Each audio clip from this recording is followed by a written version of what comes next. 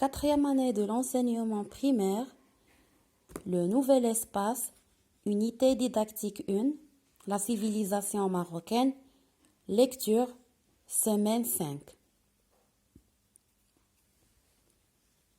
Les satellites Mohammed VI, les yeux du Maroc. Les satellites Mohammed VI, les yeux du Maroc. Les deux satellites ont été lancés de Kourou en Guyane. Le premier nommé Mohammed VI-A en novembre 2017 et le second Mohammed VI-B en novembre 2018. Ils tournent autour de la Terre à plusieurs centaines de kilomètres d'altitude. Ils contribuent au développement de l'agriculture et à la défense de l'environnement.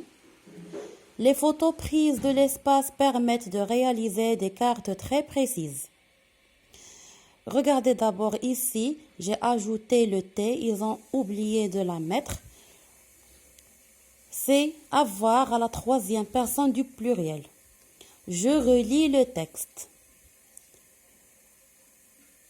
Les satellites Mohammed VI, les yeux du Maroc. Les satellites Mohammed VI, les yeux du Maroc. Les deux satellites ont été lancés de Kourou en Guyane.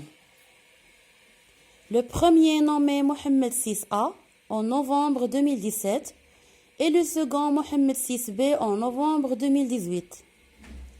Ils tournent autour de la Terre à plusieurs centaines de kilomètres d'altitude. Ils contribuent au développement de l'agriculture et à la défense de l'environnement. Les photos prises de l'espace permettent de réaliser des cartes très précises. Je réponds aux questions. Que représente la photo? Alors, je vois un satellite ou bien la photo représente le lancement d'un satellite. 2. Quel est le titre du texte? Le voilà. Les satellites Mohammed VI, les yeux du Maroc. Quels sont les noms des deux satellites cités dans le texte? Alors, le premier nommé Mohammed VI-A et le second nommé Mohammed VI-B. En quelle date chacun de ces deux satellites a-t-il été lancé? Donc, Mohammed VI-A a été lancé en novembre 2017 et Mohammed VI-B a été lancé en novembre 2018. À quoi ces deux satellites contribuent-ils? Ils contribuent au développement de l'agriculture et à la défense de l'environnement. À l'aide d'un matériel simple, construis une maquette d'un satellite de ton choix. Alors ici, vous pouvez utiliser du bois, du carton, de l'éponge, ce que vous voulez, et vous construisez un petit satellite. Et voici les réponses si vous voulez les recopier. Et j'insiste sur la prononciation.